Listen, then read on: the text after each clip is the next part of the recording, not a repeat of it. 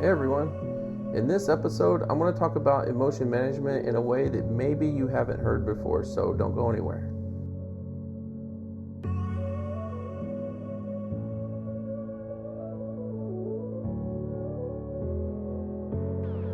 Greetings everybody, I'm Josh Nichols, licensed marital and family therapist and certified sex addiction therapist.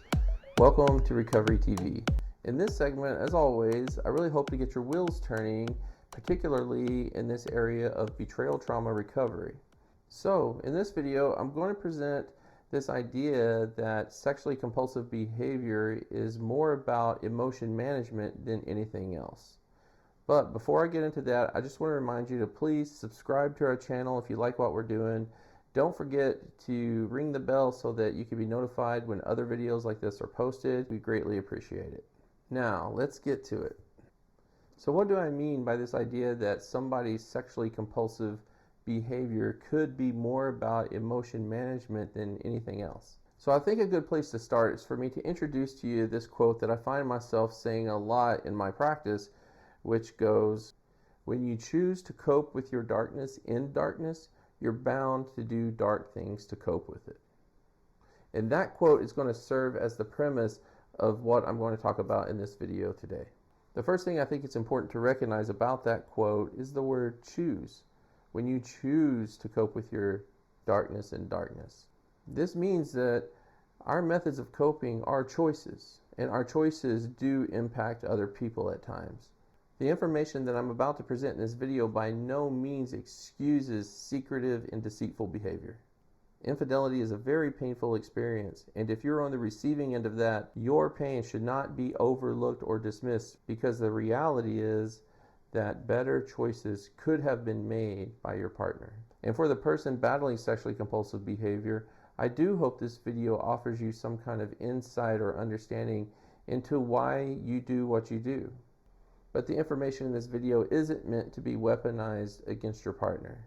So with that said, let's talk about some of the other aspects of the quote that I mentioned.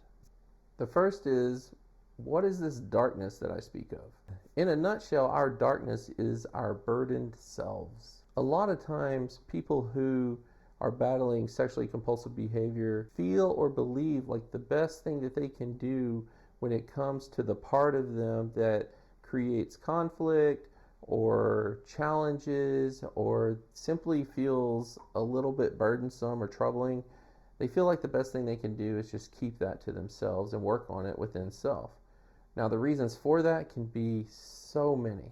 Most of the time they learn that somewhere along the way in life, usually in their childhood. This doesn't mean that every sexually compulsive person in the world had a terrible childhood. Sometimes secrecy is encouraged in the best of families. It's just done so subtly that people don't really realize it's happening. Sometimes it's learned because it's just simply too risky to be more expressive. Long ago, I remember coming across this quote, and for the life of me, I cannot remember where I read it, but I do believe it, and I believe it is true to this day. And if you know where it comes from, please feel free to let me know in the comments so that I can make sure to give credit where credit is due. But that quote goes something to the effect of, all addictions begin with emotional secrets. So if I'm the addict or the unfaithful partner, it might look like that the double life is the only thing that I'm keeping secret, where in reality, those secrets began with emotional secrets probably long ago. So my burdened self really isn't the reality that I have been unfaithful or that I am secretly hooked on pornography. Those are just the vehicles being used to help keep your darkness in darkness. Your darkness is really, I hurt and I suffer and I don't really say it much, and I probably need to. I have thoughts and feelings and opinions of my own, and sometimes they're different than yours. And sometimes they're going to be conflicting. Sometimes I need to say yes to me and no to you, and I don't really do that either. The quote unquote darkness that we deal with are the parts of us that we feel like sometimes would just be too much trouble for somebody else.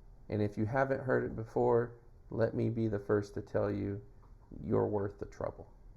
Because the trouble that is created by not believing that often is far greater than what it's worth. Now let's talk about the dark options that are alluded to in the quote. The reality is that nobody wakes up in the morning and decides, today I'm going to become an adulterer, or today I think I'm going to get hooked on porn or prostitutes. That's just not how it happens. What usually happens is that people are operating in a certain way of life that ultimately grew and evolved into that. Often people who are caught up in this type of behavior feel like it is their job to keep order in and to keep chaos out. And that certain aspect of our existence that I mentioned earlier as being our darkness are often very normal aspects of our existence, but they are emotion based. So what I mean by that is our thoughts, our opinions, our wants, our desires, our fear of conflict, our emotional selves are often revealed in that part of our existence.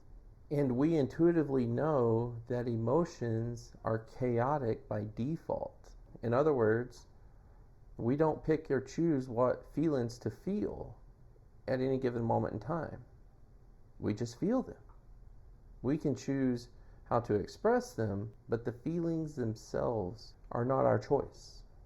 Therefore, emotions are chaotic.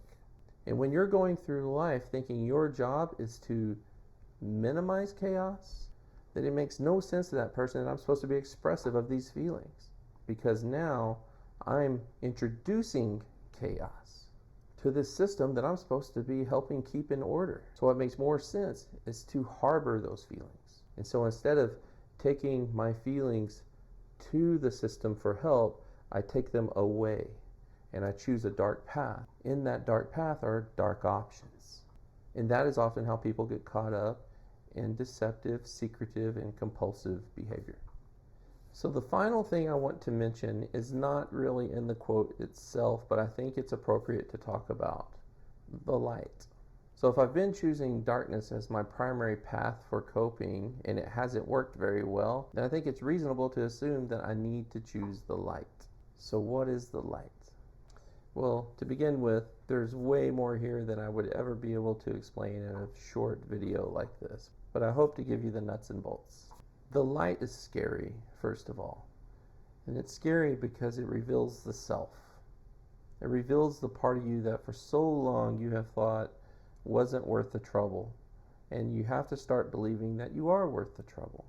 Your feelings, your emotions, your wants, your desires, they matter. And they're not so burdensome that people can't deal with them or handle them. Your efforts to keep them hidden can be overly burdensome. But this part of you in its true form is part of being human, and it's also part of being in a relationship. But there are some reasonable fears that come along with that, because how do you know that the person and people you care about will love and respect you in your true form? And the reality is we don't, because that is not what you presented in the beginning. So when you choose the light, you really have to believe that it is a better way for yourself. Otherwise, I fear you wouldn't stay in it. Another thing that makes the light difficult is that it also reveals injury, not just to the unfaithful partner, but also to the partner who was betrayed. Because as you welcome this light into your life, it will spread over all aspects of your life, and it will reveal the world in such a way that you've never experienced before. And it will do that even for the people who also choose to operate within that light, which means the experience of emotion that comes with that can often be intense and overwhelming at times. But just as the light reveals our injury, it also reveals the path for healing. I wish I could tell you exactly what that path looks like, but I can't, because it's different for everybody. I wish this video and other videos you probably have been watching on YouTube and other platforms, I wish those were enough to give you the healing and the answers that you need, but unfortunately, they're probably not. My goal with this video is to offer you some insight and understanding into what's happening that will hopefully inspire you to get the help that you need, or encourage you to keep going with the help that you're already receiving. But I truly believe there is a path for healing, there is a way to get better, and you don't even have to look hard to find it. You just have to be willing to do it. So, as always, I'm going to put some links in the description of this video to therapist directories where you can search for therapists in your area to help you start your journey of healing or recovery. Thanks for being here. I'll see you back next time.